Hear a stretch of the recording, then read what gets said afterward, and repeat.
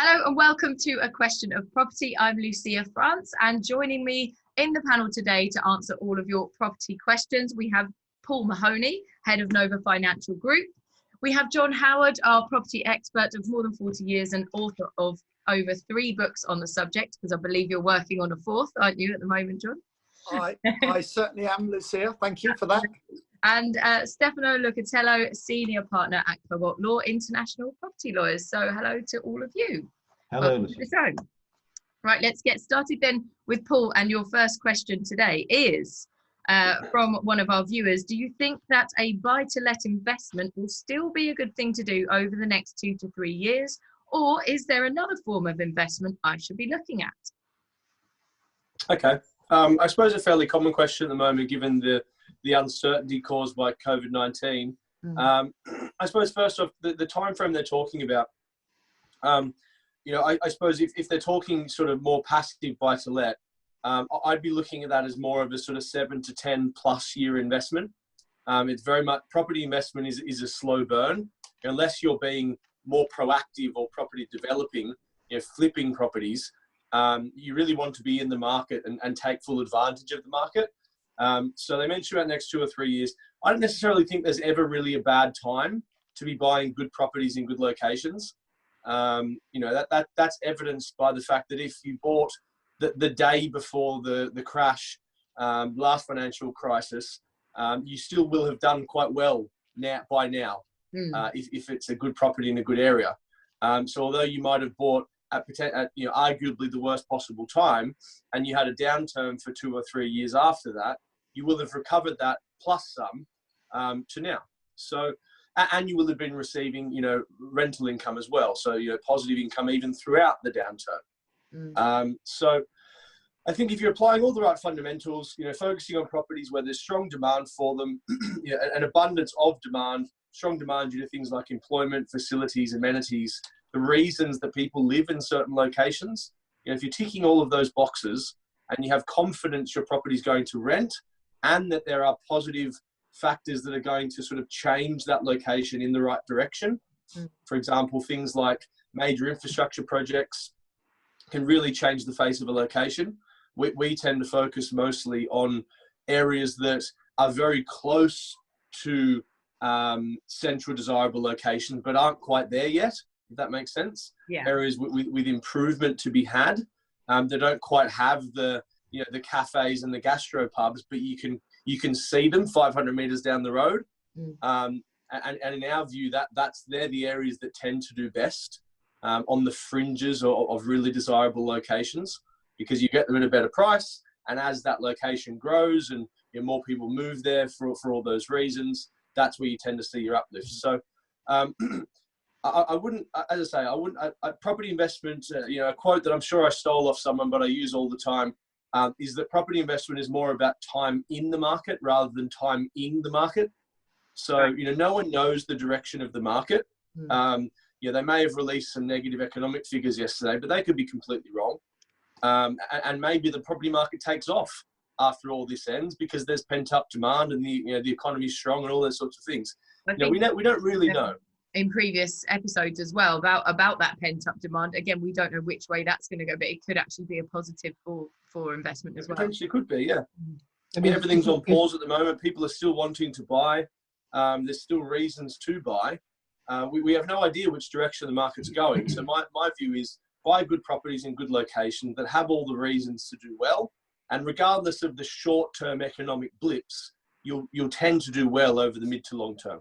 Yeah. But isn't one of the good things to do to visit the chambers of commerce and talk to local chambers of commerce, because they're the people who deal with the ingress, shall we say, of new businesses. Like, for example, in Hull, 3 years ago, we had Siemens that came to Hull, and they redeveloped one at the Albert Dock in Hull, created 2,000 jobs for these great big wind turbines that they put in the northeast, on the North Sea, in the North Sea. They've created 2,000 jobs, which meant that the east of Hull, where the dock basin is based, has now created 2,000 more homes in that area, in the region of Headon Road, which is a highly industrial area. It's the chemical area along the estuary in Humberside. So that's the sort of thing you ought to be doing, is you ought to be asking chambers of commerce where are big companies coming, and then follow them. It's the same We do that in the international side of things. We follow where Ryanair and EasyJet are going, the new areas, the new links. And they won't be going there for long. They won't be going there for long. Well, in the past, John, that's how we used to tell clients to look at, see where EasyJet are going to fly. Yeah, no, I can understand that. I mean, my view on all this is that, you know, buy to let is pretty boring, really. You know, it's a little bit like vanilla sex. It's fine for most of the time, but you do need a bit more excitement now and again. And I think that midday, John. Sorry. Yeah, I said it's only midday. Not necessarily when people are watching this, though. So no, exactly. So I take the buy-to-let market as a bit like the stock market. To go, you know, if it does go down, Paul's absolutely right. It might go down a little bit, but it'll come back stronger probably.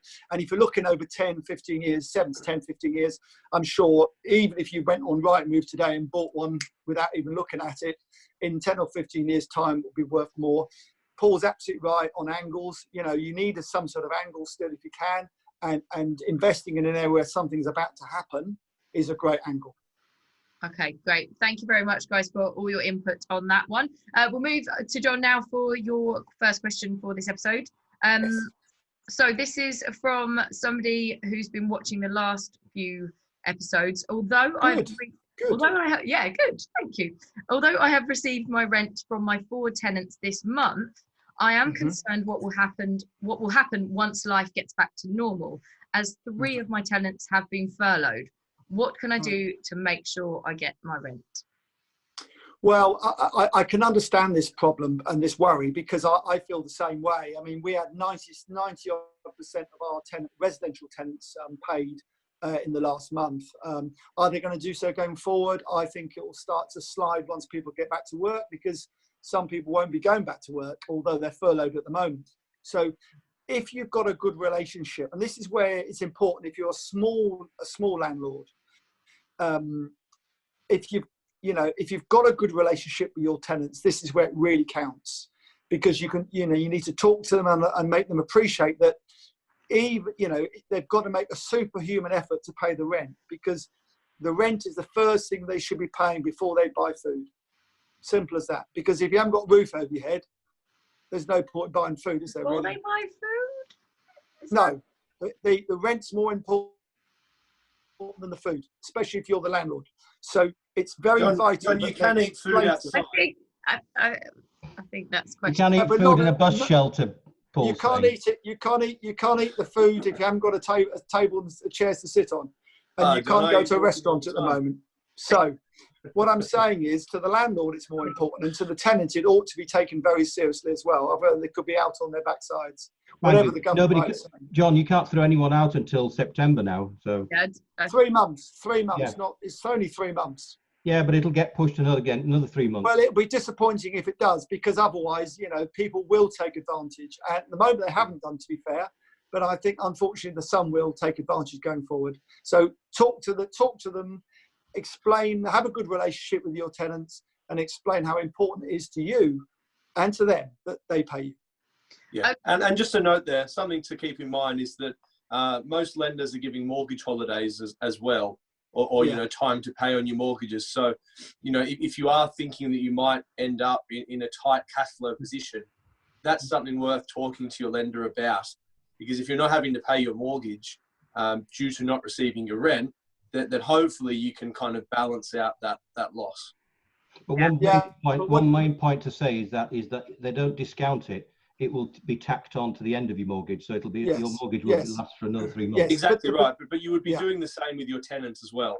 You need to be Paul, tenants, letting them know. But Paul, that's assuming you're looking at it slightly differently than I would be. First of all, they may not have a mortgage on it, but they may be using that income to live off themselves and buy food and keep a roof over their heads. So. Not everyone's got a mortgage, but it doesn't mean they won't be in difficulty. And that's people may be relying on it to literally their income, their only income. I think it is key though to be communicating with your tenants in these times. Your tenants are probably seeing on the telly that they're talking about rent holidays and they can't be evicted. and they'll probably make a choice one way or the other that to keep paying rent or to not. But if you're communicating, letting them know that this isn't a time where you can just stop paying rent. No, exactly. And if you do need some sort of arrangement, that it will need to be repaid at some point in the future, and make them aware of that, they're probably far less likely to stop paying. No, I agree. Even if they pay half or three quarters. Yeah. Some people, sorry interrupting Lucia, but some people are going for allowances and reliefs and government state aid.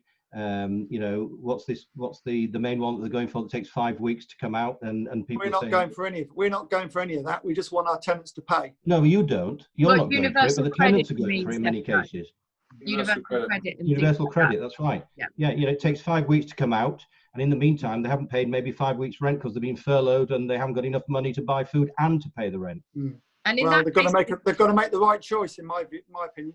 But in that case then, John, would it not be sort of prudent to kind of offer some sort of discount for of course. I'm being a little bit flippant, aren't I? At the end of the day, absolutely. If they can pay half or three quarters, that's better than not getting it. Absolutely. Although, Lucia, I wouldn't be using the terminology discount. Sorry, just for a certain period of time. Deferred is the word. You're paying half for the next 3 months. Those 3 lots of 50% are going to need to be repaid at some point in the future. Yeah, exactly. But at least it sort of would take the pressure off for that time. I think we've just got John frozen there. Oh no, you're back again. Okay, so we'll move over to Stefano now for your first question here today. Somebody's written in to say they've lived in France for 20 years. My wife and I have decided to move back to the UK now as my health is starting to fail. Good. We're not hurraying that your health is starting to fail. They're coming back to Blighty, back to Britain. That's what we like to hear. Yeah. We want to move back as soon as possible, and this may be before we have sold our French residence. What are the capital gains tax implications of this, both in the UK and in France? Well, the guy's been in France for a lot of years. He's quite clearly French resident, tax resident, and not UK tax resident. So capital gains tax, where the starting point for capital gains, whether it's the United Kingdom or France, is your residency. So for the moment, he would be French tax resident, and any gain that is taxable would be payable in France. Now, under French law, tax law, there is no capital gains tax to pay on your main or only or principal residence.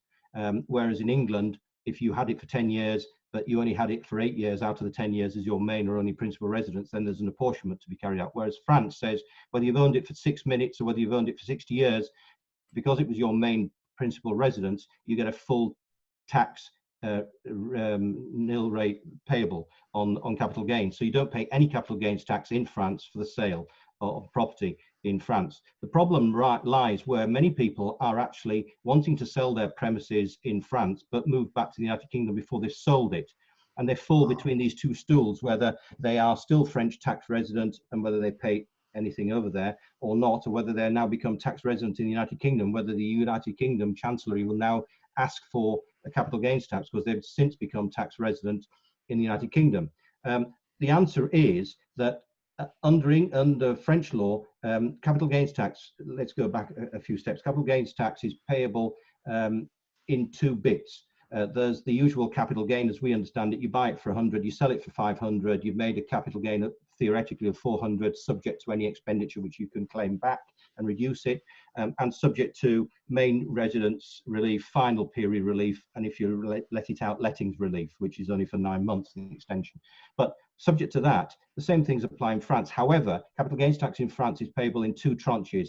It's 19% on the capital gain, and there's also anything between up to 17.5% payable on something called social charges. And social charges are taxes over and above income tax that you pay in France, and this guy will have paid that social charge while he was in there.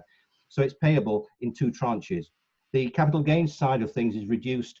The more you occupy premises, and certainly over 21 years, it's reduced to 0. And if you are due to pay capital gains on social charges, that's reduced to 0 if you've owned the property for over 30 years. But as I say, because this guy was selling his property as his main property, there is no tax to pay. So the charges I've just mentioned, which could total up to 42% in the case of a non-principal residence, don't apply.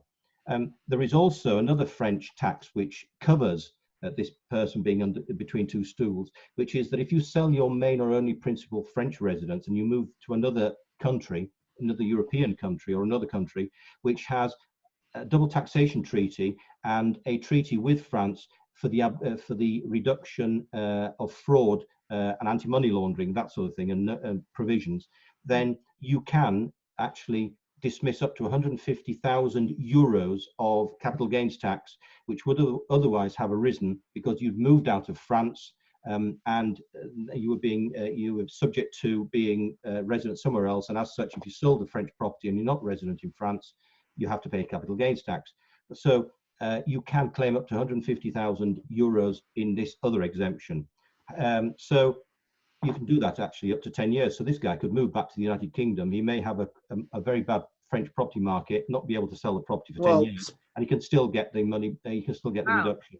Okay. Exactly what I was about to say. To be honest with you, good luck selling in France over the next few years. It's got the worst economic outlook to any large European country. What, even worse than Italy? Worse than Italy, yeah. Worse than Italy, yeah. Yeah, really has, yeah. But so, Stefano, just on that point, do you think that anything in regards to the advice that you've just given, is that sort of in the immediate, is anything to do with Brexit and the end of that coming on the 31st of December no. affect things or not?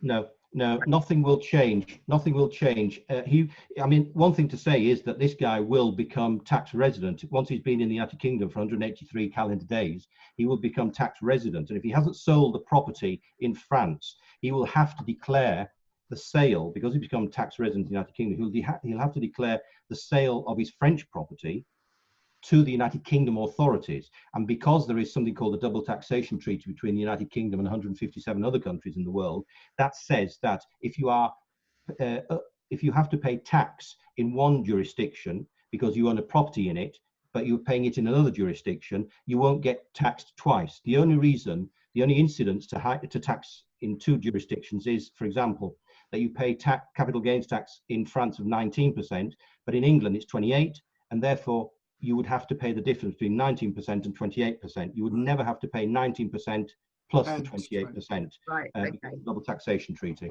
But it's a very complicated area, and some people fall between these two stools because they sell, but they sell only when they become tax resident in another jurisdiction. Great, okay. Thank you very much, Stefano. Okay, back to Paul now for your last question for today.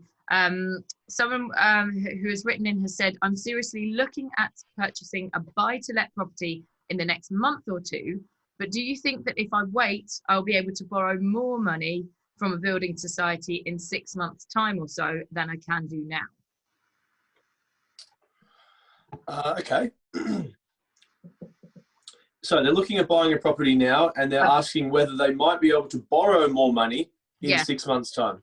Purchasing a buy-to-let property. Yeah. Yeah. Okay.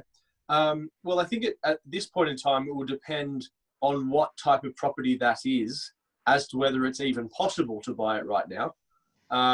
Really, the only, and it will also depend on whether they've got a mortgage arranged, because the mortgage market is pretty much on hold at the moment, aside from very low loan-to-value mortgages. So most lenders have stopped progressing mortgage applications regardless of the stage. For example, I was personally applying for a buy-to-let mortgage and was at a valuation stage. Obviously, valuations aren't able to happen at the moment, so it's just paused at that stage. If this person hasn't even started that process, they might find it quite difficult to start that right now until COVID-19 is over. But, as John mentioned, hopefully it will be over in 3 or 4 weeks' time, and things will return back to normality. As I mentioned previously, I don't think it's a bad time to be buying. In the right circumstances, it's a good time to be buying. But whether they'll be able to borrow more in 6 months' time, I'm not quite sure the reason for that question. But Paul, can I just say, I reckon what they're saying is at the moment, let's say you can only borrow 50 or 60% now on a buy-to-let in the last few weeks. They're probably saying, well, will the market return so that in 6 months' time it might be 70 or 75% again. All right. Probably. No, I understand. I'm a guess, Yeah. but no, I understand. No, that makes sense. Okay, right. So yes, so there has been some, again, listening to the media. There's been some media, some sensationalized media articles around lenders pulling high loan to value mortgages. That's not really the case. They've paused them, because they can't do valuations. How can you be giving a mortgage at 75, 80% without actually knowing the value of the property? That doesn't make much sense. So that's why they've pulled them, but it's not that they're not going to come back. The only reason that the lower loan to value mortgages are still progressing is because they can pretty accurately, or at least have a bit of confidence in the value of a property if they're lending less against it. It doesn't matter so much if the value is a little bit wrong, whereas when the value, when you're going to a higher loan to value, it matters more. So I suppose the answer to that question is yes, absolutely. Once all this is over, I'd be very, very surprised if everything doesn't return to normal with regards to being able to get the higher loan to values again. Okay, and guys, any thoughts on that one there? I think what Paul said is absolutely right. At the moment everything's on hold. Everyone's sort of panicking a bit. But if we just settle down, calm down, leave it a month or two, to see how it all pans out. But I think the lenders in this country are in a pretty good position financially. They've got money to lend. It's not like 2008 when they had no money. So I think it will settle down. Yeah. Great. Okay. So we'll just go back to Stefano then for our final question. Stefano, again, referring to France for this one. I've got a small property in France that I let. The tenant is now saying that they cannot pay the rent due to COVID-19. I rely on the rent to help me live. How do I go about claiming my arrears from the tenants? And that's a property in France that they let out there. Lucia, did he say that he had a mortgage? It doesn't say. Right. Okay. Okay. Right. So French law is very, very draconian as regards landlords. Once you've got a tenant in, right, you can't get them out very easily. And I've got experience of this at the moment with clients of mine who've got a flat in Paris, and the guy who's in there hasn't paid the rent. He's paid the rent on and off, but he hasn't paid the rent for some months now. And it has taken 4 years now to try and get him out. We'll hopefully get him out, subject to COVID-19. We'll get him out in the next 6 months. But once you are in there, and once you've negotiated a contract which is for more than 4 years, then you have great difficulty as a landlord to get someone out. As regards the arrears, the only thing you can do is to write the equivalent of a letter before action, and to send that to him, serve it with the proper terms and the proper notice, and then there will be a hearing at some time in the future. It is not necessarily the case that the tenant, just because he hasn't paid the rent, will be thrown out. Judges are very, very lenient towards tenants, even in the extreme cases, and it may take a long time to get them out.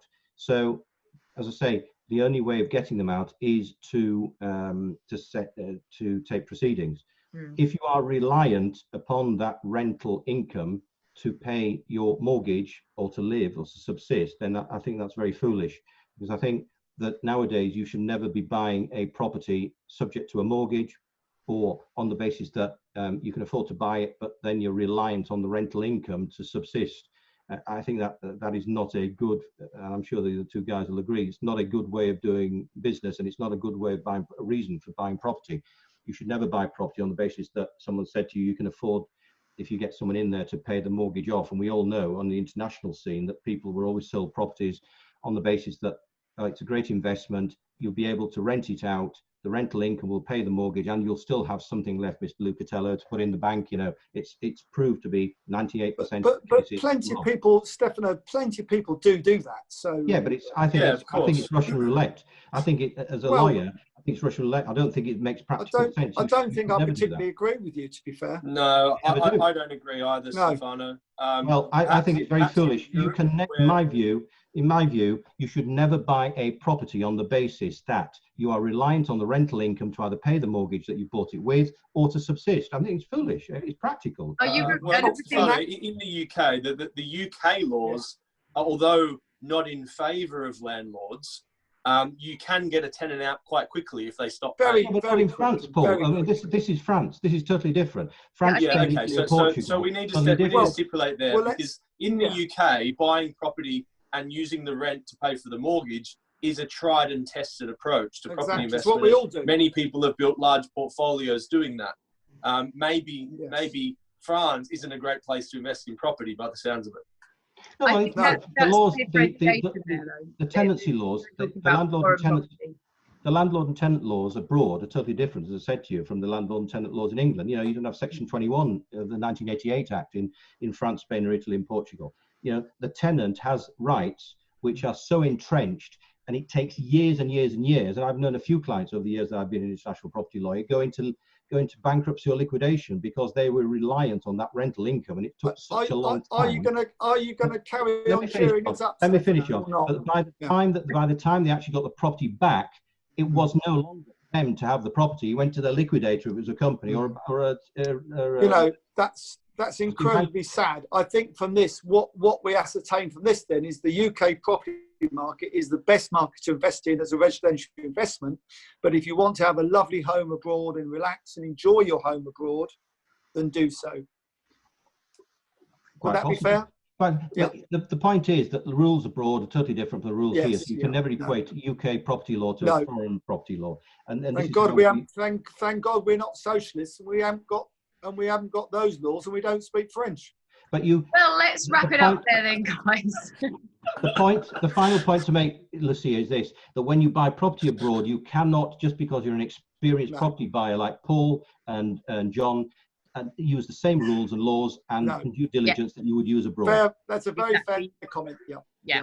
Okay. Well, thank you very much to all of you. Thanks, Paul. Thanks, Stefano. And thanks, John. Thank you. Pleasure. Thank you all for your input today, especially John. See you next week. And apologies for my dog if you heard him barking in the background just there. If you do have any questions for the next episodes, just email us, ask@aquestionofproperty.co.uk, and we'll see you next time. Thank you.